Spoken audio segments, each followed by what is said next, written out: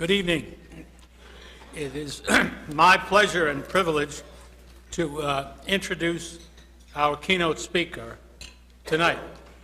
But before I do that, I want to join in the common sentiment that all of us tonight, I think, feel, which is to express my gratitude to the young people who have produced this evening and, even more important, have produced this new organization, which is already breathing some kind of life into an institution that desperately needs some kind of breath that is fresh and new.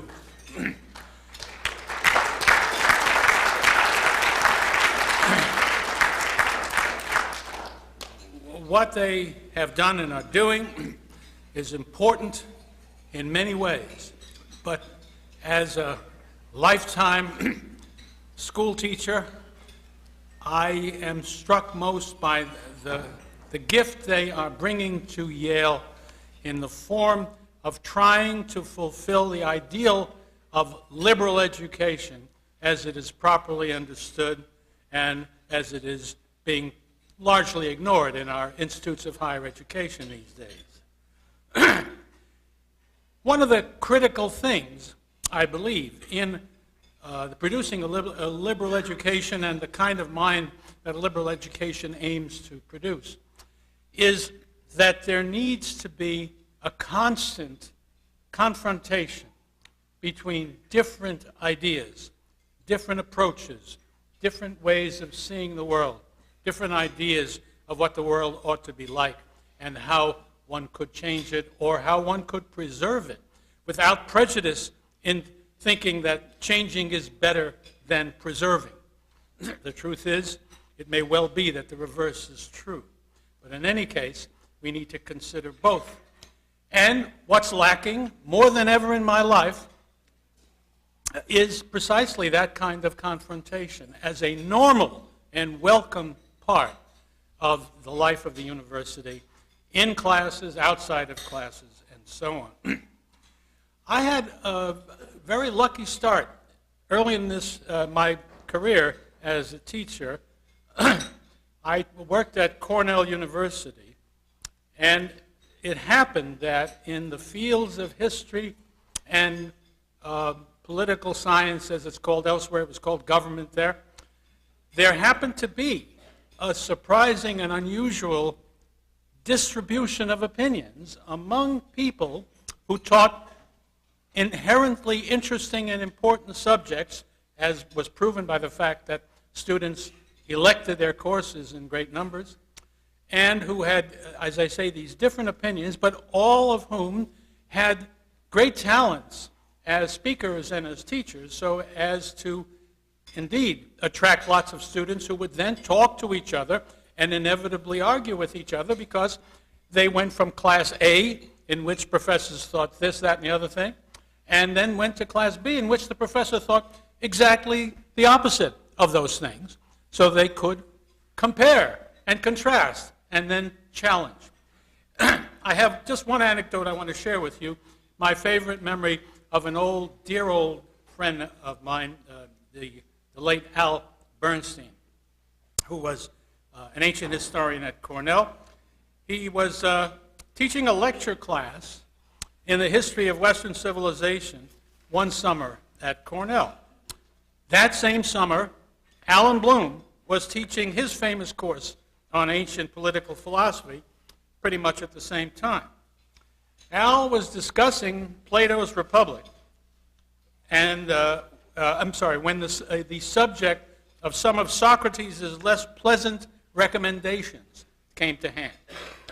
A student listening to that objected that Al's presentation was incorrect, that Plato, in fact, did not mean for these to be taken at face value, that there was a deeper, ironical, in fact, opposite meaning to the dialogue that was not for the ordinary reader, but for the more intelligent and worthy people who would understand it. Al asked, "Who told you that?" "Professor Bloom," the student answered. "Ah," said Al, without missing a beat. That is what he told you. But his deeper ironic meaning is exactly the opposite.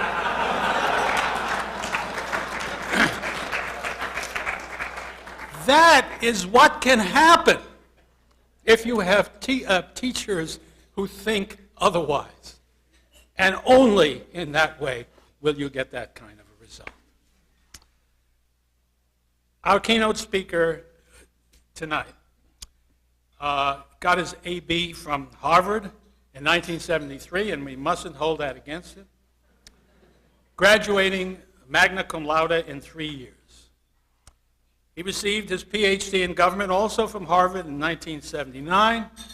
He served as chief of staff to the Education Secretary, William Bennett, under President Reagan, and to Vice President Dan Quayle during the first Bush administration. Before coming to Washington in 1985, he was on the faculty of Harvard University's Kennedy School of Government and the Department of Political Science at the University of Pennsylvania. Today, among the many, many other things that he does, which I will not try to begin to tell you about, he is the editor, I should say he was the founder, too, of the Weekly Standard. He is also a regular panelist on Fox News Sunday, a contributor for the Fox News Channel, and a monthly columnist for the Washington Post. Before starting the Standard in 1995, he led the Project for the Republican Future, where he helped to shape the strategy that produced the 1994 Republican congressional victory. Scholar, author, editor, administrator, political analyst, advisor to and critic of political parties and administrations and their policies, he is a man for all seasons and of all talents.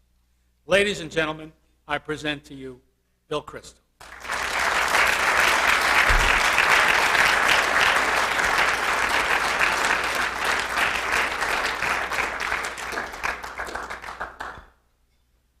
Well, thank you, Don. It's a great privilege and honor to be introduced by Don Kagan, who I was going to say is one of the professors I admire the most in America today, but that's really insufficient. He's one of the men I admire the most in America today for his intellectual probity and his moral courage.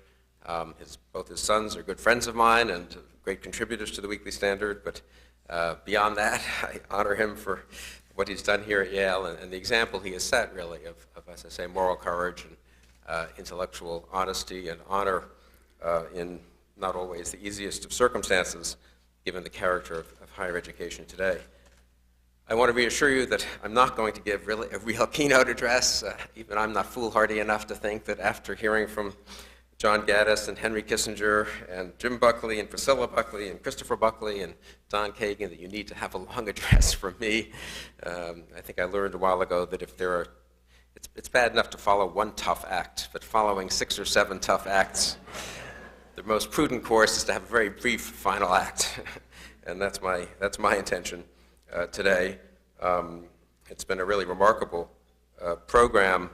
Henry Kissinger told me before the dinner that there hasn't been this much wit and wisdom on a stage in New Haven since he spoke alone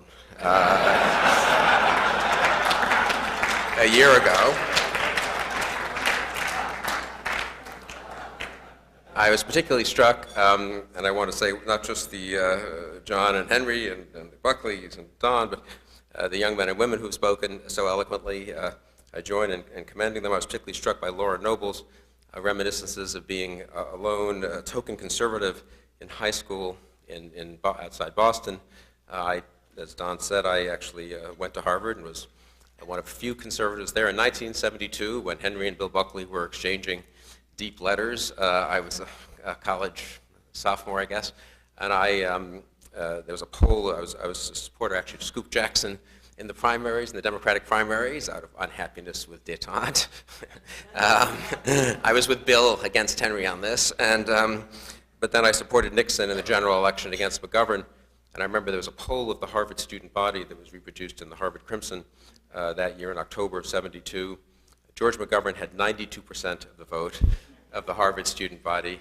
Richard Nixon had 2.5%, and Eldridge Cleaver, the Black Panther candidate, had 5%.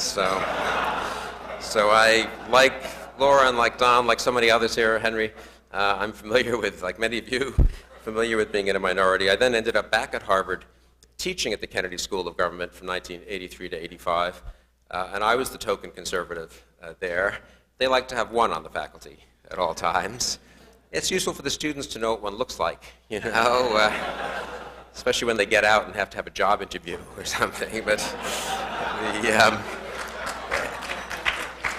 to give you a sense of politics in Cambridge, if you all ever slightly get feeling let down here in New Haven, Connecticut, Cambridge, Massachusetts is a whole nother level of insanity, I would say. We lived outside Cambridge in Belmont, Massachusetts in 1984 when Reagan was running for the presidency, for re-election.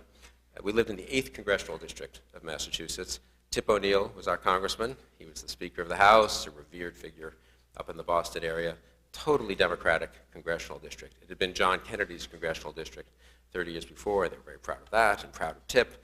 And I remember voting in November '84, and I voted for Reagan for re-election to the presidency, obviously. I voted for the Republican Senate candidate, a nice man named Ray Shamey, running against John Kerry. It was Kerry's first Senate race, actually. Kerry won easily. I'll interrupt the story to say that I ran into John Kerry a few years ago in the green room of Fox News Sunday, and Senator Kerry vaguely remembered that I had some Harvard connection and had been up there. So he asked, well, didn't you teach there at some point? When were you there? And I said I was there from '83 to '85, and actually, sir, as you recall, you first were elected to the Senate in 1984, and of course I voted against you then. And maybe you're not aware of this, but John Kerry doesn't have a great sense of humor. So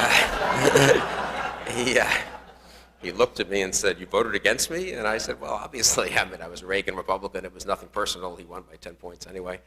And Kerry sort of drew himself up and looked down at me and said, Bill, you know, my opponent was really not well qualified for the position. Gee, lighten up, Senator Kerry. Anyway, I voted against Senator Kerry, futilely, and I voted against Tip O'Neill, even though I knew, obviously, he was going to win. And I remember the next morning, Susan had the Boston Globe open to the election returns. This was a pre-internet era, and you had to read the papers to find out what had happened in the lower down ballot races. I knew, obviously, Reagan had won. I knew Kerry had won. And I remember asking Susan, just out of curiosity, how many votes did the Republican running against Tip O'Neill get? And Susan looked at the Globe and kind of looked again and said, I hate to tell you this, there was no Republican running against Tip O'Neill. And I said, you know I voted for someone against Tip. It turned out I had voted for the communist.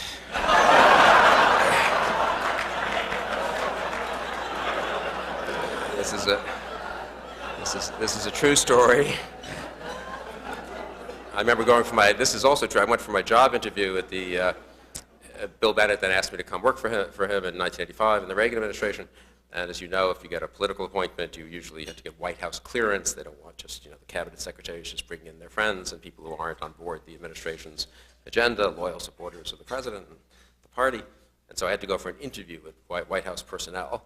I was a little nervous and daunting, and I was trying to explain that I was a solid Reagan supporter. I'd been a Democrat 15 years before, but I was now a true blue Republican, and certainly had made the case for Reagan up at the Kennedy School, of course, futilely, but to my colleagues. And I said, and I voted Republican down the ticket, except I said, laughing, there's this problem. I tried to vote for the Republican against Tip O'Neill, but unfortunately, I voted for the communist. And the Reagan White House held up my clearance for 2 months. This is why Reagan was a great president, why he won the Cold War.